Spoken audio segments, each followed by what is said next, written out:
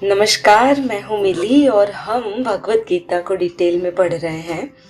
आज जो भगवान बात करने जा रहे हैं वो सांख्य योग के बारे में ही है। और इससे पहले मैं आपसे छोटी सी रिक्वेस्ट करना चाहती हूँ, क्योंकि मैंने बीच में पूरा 1 महीना करीब वीडियो नहीं डाला था due to some family problems, कुछ हॉस्पिटल प्रॉब्लम्स क्रिएट हो गई थी घर में और इस वजह से नहीं कर पाई थी। इस वजह से मेरी चैनल की रेटिंग यूट्यूब पे घट गई है।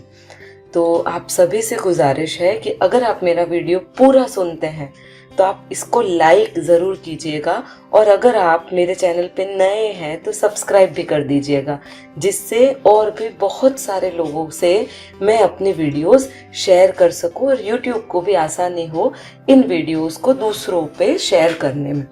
तो चलिए हम देखते हैं श्लोक नंबर 41, अध्याय है 2, जिसे कहा जाता है सांख्य योग। भगवान ने यहाँ पर ज्ञान योग के बाद दूसरा जो है, जो बहुत इम्पोर्टेंट है, वह है कर्म योग। उसको भी हमारे सामने लाके रख दिया है।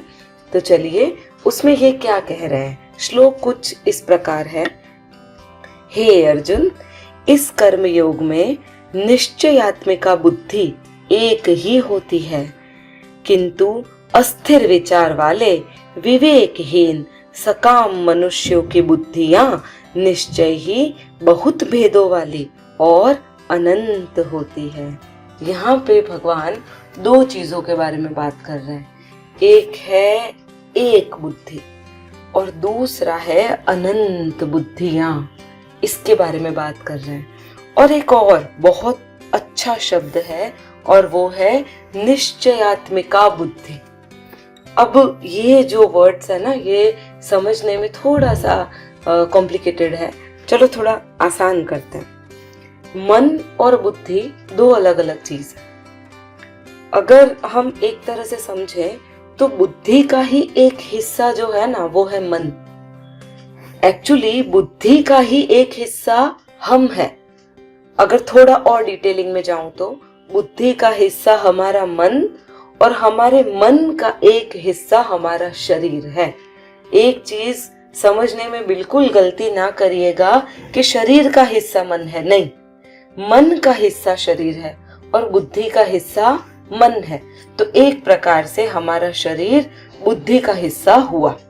ठीक है, आई थिंक ये चीज थोड़ी सी क्लियर हो गई।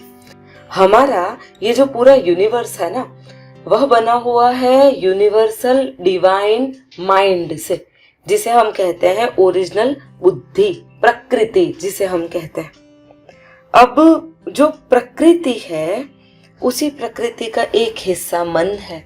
अब हमें पता है हमारे मन में कई तरह के विचार चालू रहते हैं। एक तरफ तो साधु सन्यासियों को देखकर हमारे मन में इच्छा होती है कि इनके जैसा जीवन अच्छा कि साधु बन जाता है, और दूसरी तरफ बिलियनर्स को देखकर इच्छा ऐसी होती है कि बहुत पैसा कमाना भी बहुत अच्छा है। मतलब अगर हम मोटा मोटा भी देखें ना, तो भी हमारे 2-3 हिस्से तो हो ही जाते हैं मन के। भगवान ऐसे लोगों के बारे में बात नहीं कर रहे हैं। भगवान कह रहे हैं निश्चय आत्मिका बुद्धि जिसकी होती है वो एक ही होती है, हजारों मन जिसके नहीं होते।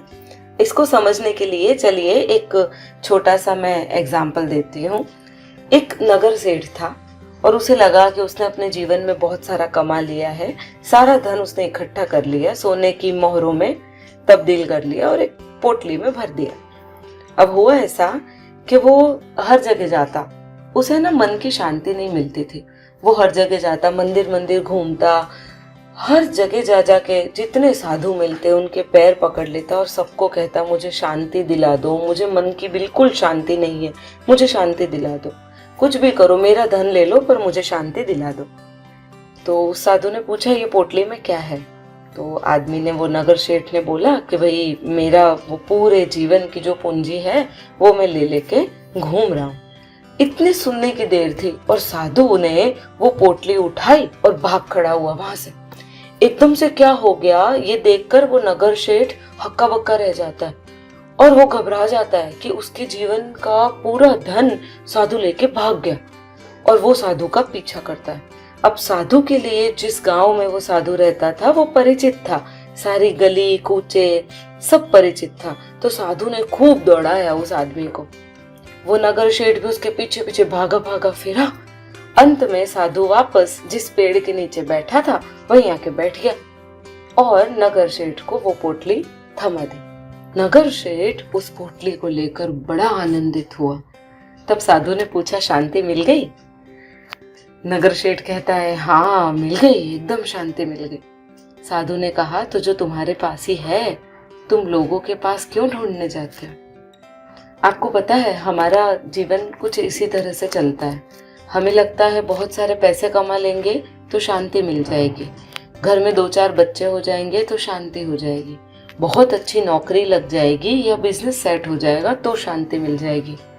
पर ऐसा होता नहीं है। रीजन क्या है? हमें शांति तो चाहिए, पर साथ साथ में हमारी जो लोभ, हमारा जो लालच और हमारा जो मोह है ना, वो हमें कस के पकड़ के रखता है, जिसे कहते हैं हमारी प्रकृति। हमारा मन ड्यूअल जाता है। हम 2 अलग अलग तरह से सोचते हैं। हम ये सोचते हैं चलो थोड़ा परेशान हो जाएंगे, जीवन के आखिरी पड़ाव में शांति मिल ही जाएगी, पर आखिर में न तो वो आखिरी पड़ाव आता है और न वो शांति।